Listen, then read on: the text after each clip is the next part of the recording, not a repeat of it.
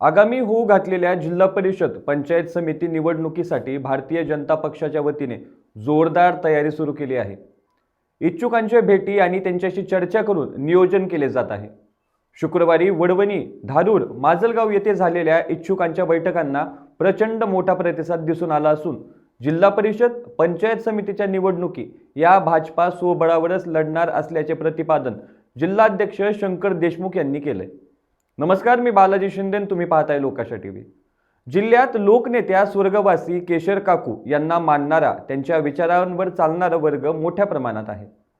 त्यांना भाजपच्या प्रवाहात घेऊन पक्षाची ताकद वाढविणार असल्याचे निवडणूक प्रभारी युवा नेते योगेश क्षीरसागर यांनी सांगितले।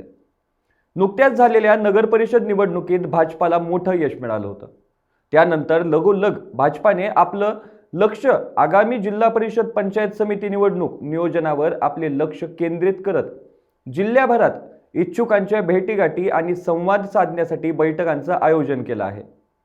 शुक्रवारी जिल्हाध्यक्ष शंकर देशमुख यांच्या अध्यक्षतेखाली व निवडणूक प्रभारी युवा नेते योगेश क्षीरसागर यांच्या प्रमुख उपस्थितीत वडवणी, धारूर व माजलगाव येथे इच्छुकांच्या बैठका घेण्यात आल्या।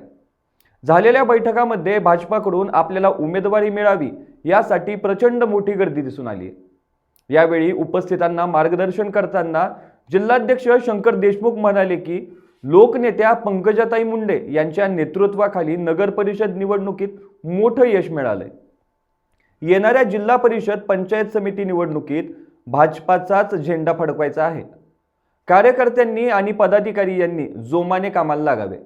इच्छुकांची संख्या मोठ्या प्रमाणावर जरी असली तरी देखील आपल्या नेत्या पंकजाताई मुंडे स्वतः जातीने लक्ष घालून जो उमेदवार देतील तोच आपला उमेदवार असेल।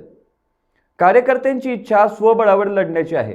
ही बाब जरी खरी असेल तरी देखील निवडणूक स्वबळावर लढायची की युतीत, हा निर्णय आपल्या पंकजाताई मुंडे घेतील। राज्यात आणि देशात आपली सत्ता आहे, याचा उपयोग ग्रामीण भागातील लोकांना होण्यासाठी एक दिनाले कामाला लागा, असं आवाहन त्यांनी केलंय। तर या निवडणुकीचे प्रभारी युवा नेते योगेश क्षीरसागर यांनी जुन्या नव्या लोकांना सोबत घेऊन येणारी निवडणूक संपूर्ण ताकदीने लढणार असल्याचे त्यांनी सांगितलंय। अशाच ताज्या अपडेट्ससाठी लोकाशा टीव्हीला सबस्क्राईब करा आणि लाईक करायला विसरू नका।